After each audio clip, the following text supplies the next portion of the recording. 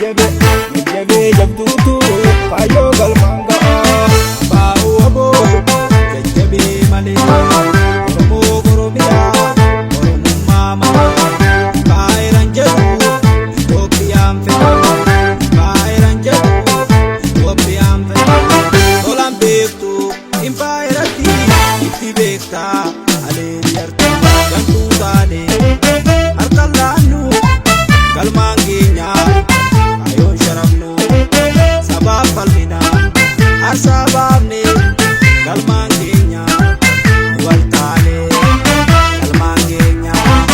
wal taanee.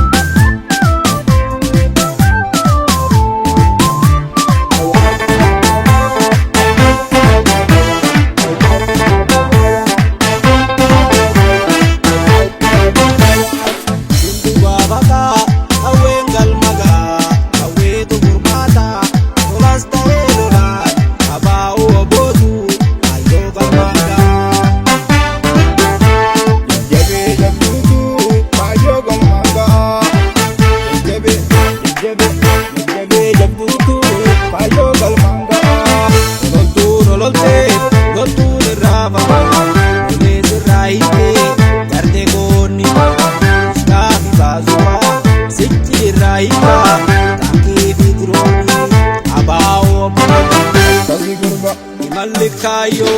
sitti fuulduratti lolaaf bololaa aangoo miti taayyo Oromoo bilisaa Oromiyaa walabaa birmatummaa biyyaa daangaa sana ruutii oduun.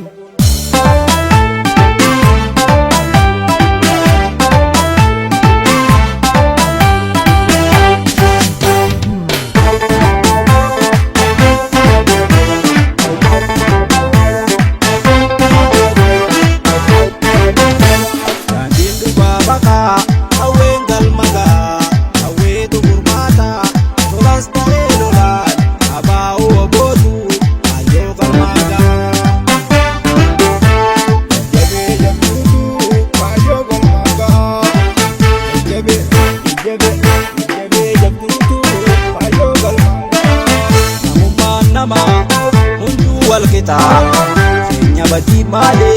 sirni maanu fita sirna dabaatu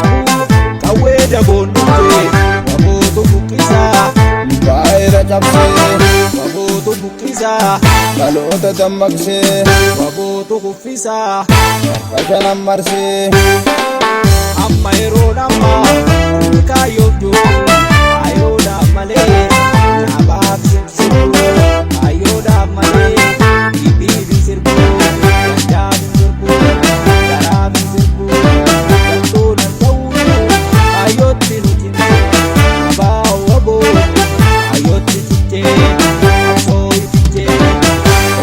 Tokko batti labsee baayiratti yaaddootti galchee abdii utattee daboo hammattee haadholee galangoo seenarraa dhageettee kan mormaa muramuu gochaan irra geessee kan mormaa muramuu gochaan irra geessee gochaan ajjeefamuu hayyuun ajjeefamuu bichuun beedamuu qabeenya saamamuu biyyarraa baqachuu galaana nyaatamuu dhaloota dammaqsee Oromoo ta'uunu erga yakka ta'e alaaf keessan kaa'ee yeroo qarreen waboo waliin taanee Oromiyaa irratti abbaa biyyaa taanaa